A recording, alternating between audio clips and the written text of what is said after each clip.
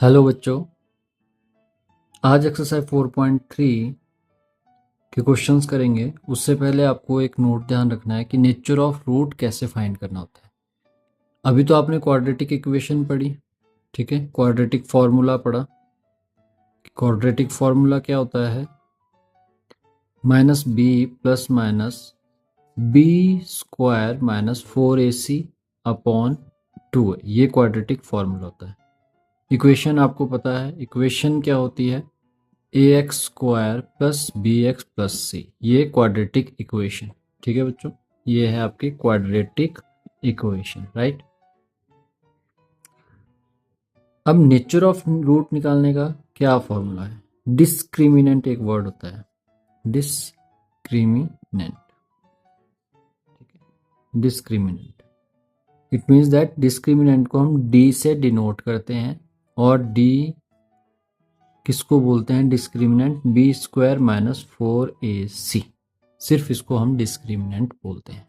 It means that कि जो इस फॉर्मूले में है, तो इस फॉर्मूले को मैं minus B plus minus under root D भी लिख सकता हूँ अपॉन 2a, राइट। दोनों फॉर्मूले सेम रहेंगे, ठीक है बच्चों, दोनों फॉर्मूले सेम रहेंगे। B square minus 4ac D के इक्वल होता है, ठीक है। तो अगर केस बनते हैं इसके, 3 केस है। केस 1 है इसका कि अगर d की वैल्यू 0 है, ठीक है, d की वैल्यू मान लो वैल्यू वगैरह पुट करी और ये 0 आ गया, तो हमारे हमेशा टू इक्वल, आपको बस याद करना है हल्का सा कि ये कैसे होंगे, two equal and real roots, two equal and real roots. अब d की वैल्यू अगर 0 आती है ना बच्चों, उसके बाद हमारे को वो वैल्यूज फिर से पुट करनी होती है इस क्वेश्चन में, तब हमारे पास इक्वल और रियल रूट्स आ जाएंगे, ठीक है। फिर केस 2 क्या बनता है इसका? केस 2 बोलता है अगर d ग्रेटर देन 0 है, ठीक है, it means that B square minus 4ac अगर ग्रेटर देन 0, मान लो प्लस की वैल्यू आ गई, +2 आ गया, 3 आ गया, 4 आ गया, 0 से बड़ी वैल्यूज, ठीक है, अगर आ जाती है, तो उसके क्या होगा? उसमें टू डिस्टिंक्ट रियल रूट्स, ठीक है, डिस्टिंक्ट रियल रूट्स, इनके एग्जाम्पल भी अभी देखेंगे हम। और केस 3 है इसका, अगर d मतलब discriminant less than 0, it means that 0 से छोटे नंबर -1 -2 -3 ये नंबर्स आपके पास आ रहे हैं, मतलब माइनस में आंसर आ रहा है, तो हम उसको बोलेंगे कि d लेस देन 0 है, तो there is no real root, there is no real roots, तो उसको हम बोलते हैं इमेजिनरी रूट्स, तो देयर हैज इमेजिनरी रूट्स। तो ये आपको बातें ध्यान में रखनी है। अगर ये सब कुछ आपको पता है तो ये क्वेश्चन आपका इजीली हो जाएगा। क्वेश्चन नंबर 1 का फर्स्ट क्वेश्चन है 2x square minus 3x plus 5 equal to 0। अब इसमें देखते हैं नेचर ऑफ रूट कैसे है। अगर हमारा d की वैल्यू 0 आती है, greater than 0, less than 0, less than 0 को छोड़ के अगर ग्रेटर देन और इक्वल आती है, तो हमारे को x की वैल्यू फाइंड करनी होती है बाद में। तो कैसे? अभी देखो, इसमें a की वैल्यू कितनी है? 2 है, b की वैल्यू कितनी है? -3 बोलेंगे, c की वैल्यू कितनी है? 5 है। डिस्क्रिमिनेंट अभी हमने पढ़ा, क्या फॉर्मूला होता है? B square minus 4ac, value put करते हैं, b की वैल्यू -3 का स्क्वायर -4 इंटू 2 इंटू 5, ठीक है, सारी वैल्यू पुट कर दी। 3 का स्क्वायर है, अगर ऑड नेगेटिव नंबर की पावर अगर इवन में है तो साइन हट जाता है, क्योंकि -3 मल्टीप्लाई -3, तो माइनस माइनस प्लस हो जाता है, ठीक है बच्चों। तो ये क्या हो गया? 3 का स्क्वायर हो जाएगा, तो इसको सिर्फ 9 लिखेंगे, -9 नहीं लिखेंगे। 4 2 ज़ा 8, 8 5 ज़ा 40, एंड वैल्यू इज -31। तो डी की वैल्यू किस में आई? नेगेटिव आई, तो हम बोल सकते हैं नो इक्वल रूट्स, या नो रियल रूट्स, सॉरी, कुछ भी बोल सकते हैं, नो इक्वल रूट्स या रियल रूट्स, ये इमेजिनरी रूट्स आ गए, no real roots. This is your answer. Next question है 3x² माइनस 4√3x+4। इसमें a की वैल्यू 3 है, b की वैल्यू -4√3 है एंड c की वैल्यू 4 है, right. d equal to b² minus 4ac, value put करते हैं, -4√3² माइनस 3 इंटू 4, वैल्यू पुट कर दी। अब ध्यान से देखना है, इसको मैं आपको सॉल्व करके बताता हूँ कैसे होगा सॉल्व। ये चीज़ -4√3 है बच्चों, स्क्वायर है, इसका मतलब क्या है 4 इंटू √3, इन दोनों का स्क्वायर हो रहा है। 4 का स्क्वायर, अब इसको अलग अलग करूँ अगर तो -4 का स्क्वायर इंटू √3 का स्क्वायर, ठीक है। तो 4 का स्क्वायर आपको बताया पावर इवन है, तो हमेशा नेगेटिव नंबर को पॉजिटिव में कर देते हैं, तो प्लस का 16 आ जाएगा, मल्टीप्लाई बाय √3 का स्क्वायर क्या होता है, हमेशा 3 होता है, √3 इंटू √3 इज 3, राइट। तो 16 इंटू 3, तो मैं इसकी जगह पर डायरेक्ट लिख रहा हूँ 16 इंटू 3, ठीक है। ये ब्रैकेट वाली सॉल्व टर्म, 4 4 ज़ा 16, 16 3 ज़ा, यहाँ पे कर लेते हैं 16 3 ज़ा 48, राइट। तो ये 48, तो यहाँ पर भी 48 आ गया और यहाँ पर भी 48 आ गया, 16 से 48 ऊपर से इसका 48, तो d की वैल्यू आपको दिख रही है 0 आ गई।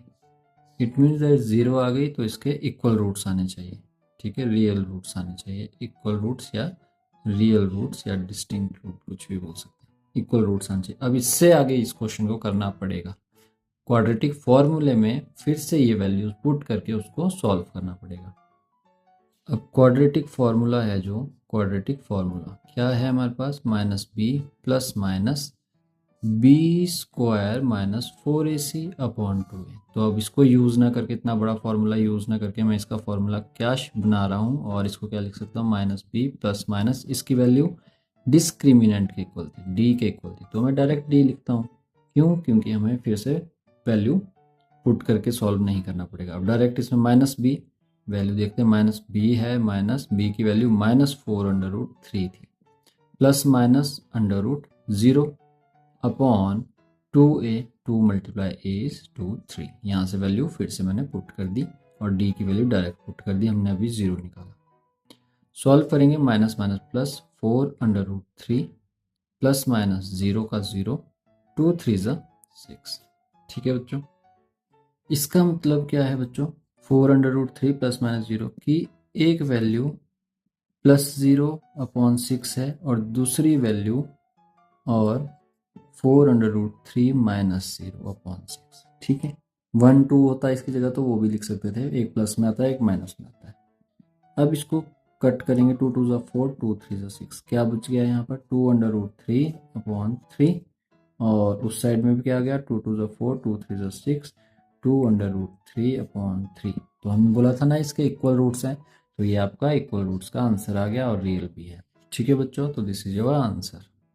नेक्स्ट क्वेश्चन है बच्चों 2x² minus 6x plus 3 equal to 0। Solve करते हैं, a की वैल्यू 2, b की वैल्यू -6 एंड c की value 3, d equal to b² minus 4ac, b² is -6² minus 4 into 2, c into 3, 36, 4 2 is 8, 8 3 is 24 and -6 minus 4 2, 3 minus 2 1, तो d की value आ गई 12, जो कि ग्रेटर देन 0 है, और जब ग्रेटर देन 0 होती है तो उसके डिस्टिंक्ट रियल रूट्स होते हैं। कैसे होते हैं, distinct real roots. Distinct real roots मतलब एक प्लस का एक माइनस का, आपके पास आंसर आ जाएगा। अब इसको क्वाड्रेटिक फॉर्मूले में वैल्यू पुट करते हैं, d की वैल्यू 12 आई थी, क्वाड्रेटिक फॉर्मूले में अब वैल्यू पुट करके इसकी वैल्यूज निकालते हैं।